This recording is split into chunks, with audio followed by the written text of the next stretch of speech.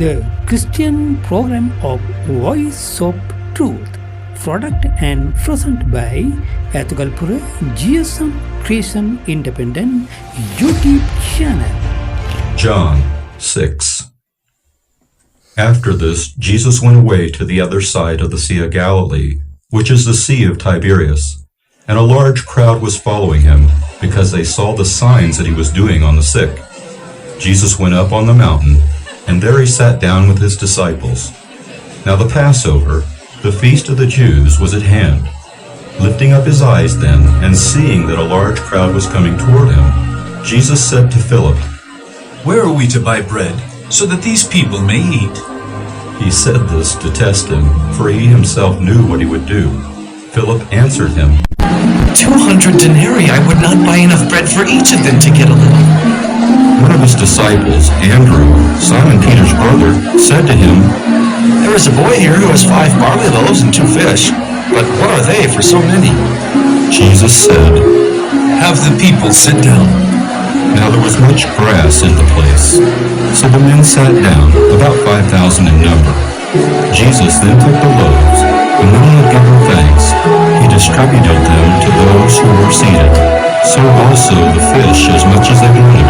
And when they had eaten their fill, he told his disciples, "Gather up the leftover fragments, that nothing may be lost." So they gathered them up and filled 12 baskets with fragments from the 5 barley loaves left by those who had eaten. When the people saw the sign that he had done, they said, "This is indeed the prophet who is to come into the world." Perceiving then that they were about to come and take him by force to make him king, Jesus withdrew again to the mountain by himself. When evening came, his disciples went down to the sea, got into a boat, and started across the sea to Capernaum. It was now dark, and Jesus had not yet come to them.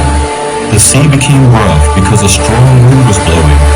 When they had rowed about 3 or 4 miles, they saw Jesus walking on the sea and coming near the boat, and they were frightened. But he said to them, "It is I! Do not be afraid!"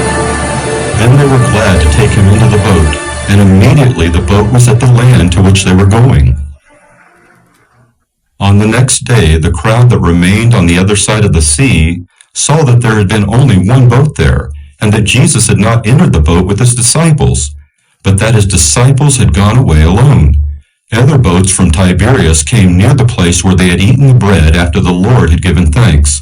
So when the crowd saw that Jesus was not there, nor his disciples, they themselves got into the boats and went to Capernaum, seeking Jesus. When they found him on the other side of the sea, they said to him, "Rabbi, when did you come here?" Jesus answered them, "Truly, truly, I say to you, you are seeking me not because you saw signs, but because you ate your fill of the loaves. Do not labor for the food that perishes, but for the food that endures to eternal life, which the Son of Man will give to you. For on him God the Father has set his seal." Then they said to him, "What must we do to be doing the works of God?"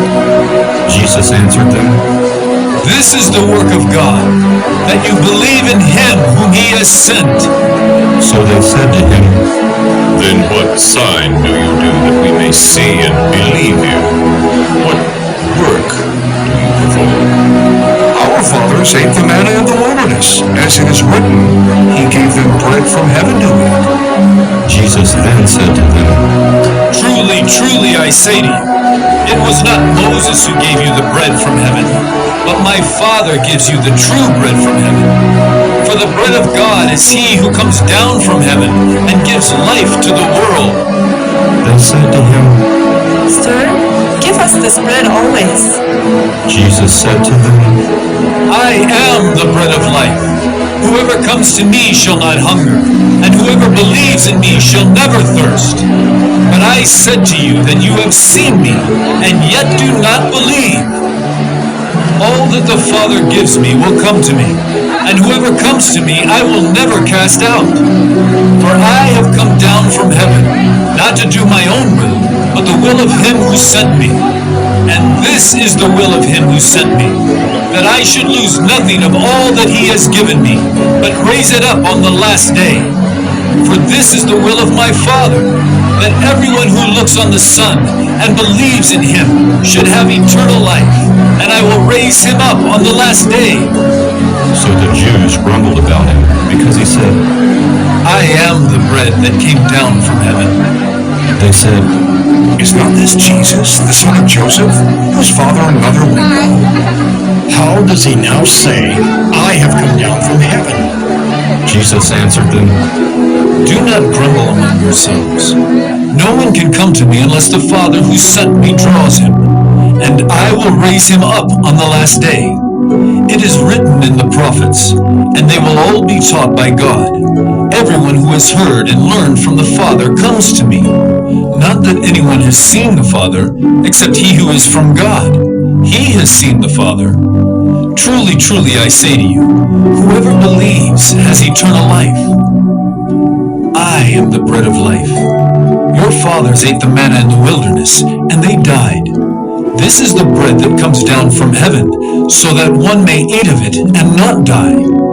I am the living bread that came down from heaven.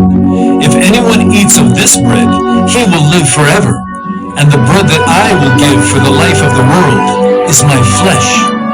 The Jews then disputed among themselves, saying, How can this man give us his flesh to eat? So Jesus said to them, Truly, truly, I say to you, unless you eat the flesh of the Son of Man and drink his blood, you have no life in you. Whoever feeds on my flesh and drinks my blood has eternal life, and I will raise him up on the last day. For my flesh is true food, and my blood is true drink. Whoever feeds on my flesh and drinks my blood abides in me, and I in him. As the living Father sent me, and I live because of the Father, so whoever feeds on me, he also will live because of me. This is the bread that came down from heaven, not like the bread the fathers ate and died. Whoever feeds on this bread will live forever. Jesus said these things in the synagogue as he taught at Capernaum. When many of his disciples heard it, they said, This is a hard saying. Who can listen to it? But Jesus, knowing in himself that his disciples were grumbling about this, said to them, Do you take offense at this? Then what if you were to see the Son of Man ascending to where he was before? It is the Spirit who gives life. The flesh is no help at all. The words that I have spoken to you are spirit and life. But there are some of you who do not believe. For Jesus knew from the beginning who those were who did not believe, and who it was who would betray him. And he said, This is why I told you that no one can come to me unless it is granted him by the Father. After this, many of his disciples turned back and no longer walked with him. So Jesus said to the 12, Do you want to go away as well?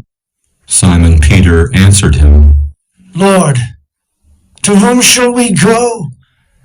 You have the words of eternal life, and we have believed and have come to know that you are the Holy One of God. Jesus answered them, Did I not choose you, the 12? And yet one of you is a devil. He spoke of Judas, the son of Simon Iscariot, for he, one of the 12, was going to betray him.